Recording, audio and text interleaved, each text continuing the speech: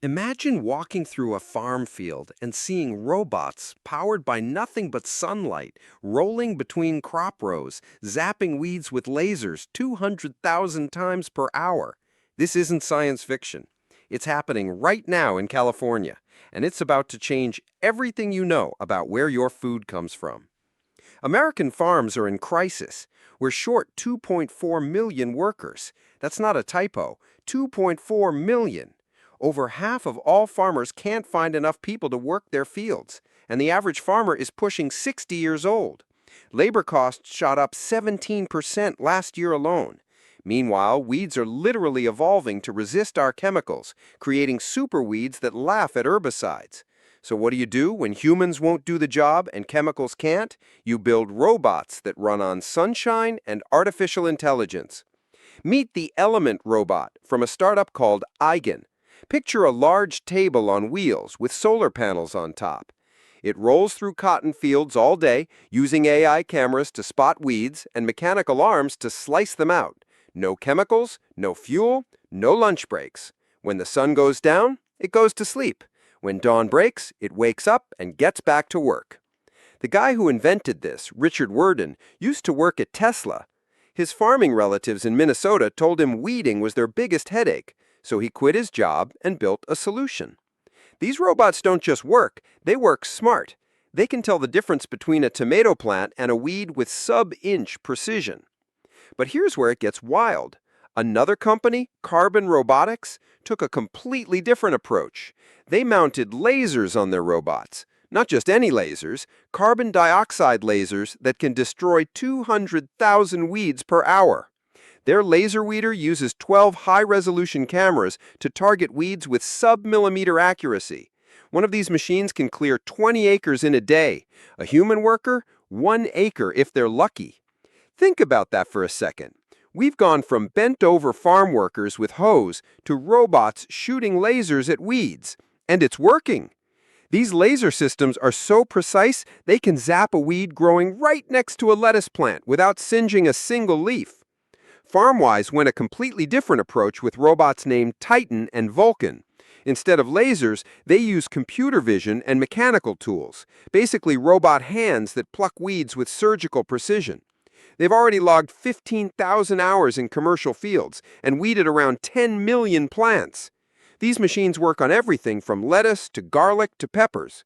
John Deere, the tractor company your grandfather probably used, is now building fully autonomous tractors packed with 16 cameras and NVIDIA GPUs. These things can plow, plant, and spray fields 24/7 without anyone in the driver's seat. Rain or shine, day or night, they just keep working. The harvesting side is even crazier. Companies are developing robots that can pick strawberries with 98% accuracy. There's a company called Tevel that built flying fruit-picking drones. Flying robots harvesting apples. We're living in the future. Now, you might think all this tech is just for massive corporate farms, but here's the thing. It's actually solving real problems for regular farmers. No farmer wants to spray chemicals on food. They do it because they have to. Labor is expensive when you can find it, and weeds will destroy your crops if you let them. These robots are cutting chemical use by up to 95%. Some eliminate chemicals entirely. The Eco-Robotics Aerosprayer only targets problem areas instead of blasting entire fields. That means less poison in your food, less runoff into water supplies, and healthier soil that isn't getting nuked every season. The economics are compelling, too. Farms using these robots report labor cost reductions of 40% and yield increases of 60%. Some systems deliver over 20% annual return on investment. By 2035, agricultural automation could add $63 billion to the U.S. economy. The market is exploding. Agricultural robotics was worth about $11 billion in 2022. By 2030, we're looking at $45 billion. That's serious growth, and it's happening because these machines actually work. But it's not just about money. With global population heading toward 10 billion by 2050, we need to produce 60% more food. We can't do that with traditional farming. We need robots that can work around the clock, use resources efficiently, and grow more food on less land. Some robots are achieving 20 times the crop yield per acre while using 90% less water. They apply fertilizer exactly where needed based on real-time soil data. No waste, no excess, just precision agriculture that would make a surgeon jealous. Of course, there are challenges. These robots aren't cheap. Eigen's Element costs 50 grand. Small farms struggle to justify that investment. The technology can be complex, and farmers need training to use it effectively. But costs are dropping fast, just like they did with smartphones and electric cars. What really strikes me is how farmers are embracing this. These aren't tech bros in Silicon Valley. They're conservative folks who've been farming the same way for generations. But when you show them a robot that can save money, increase yields, and eliminate the back-breaking work of weeding, they're interested. One farmer told researchers he doesn't love chemicals, he uses them because they're a tool. These robots are simply better tools. They don't get tired, don't need health insurance, and don't mind working in 100-degree heat.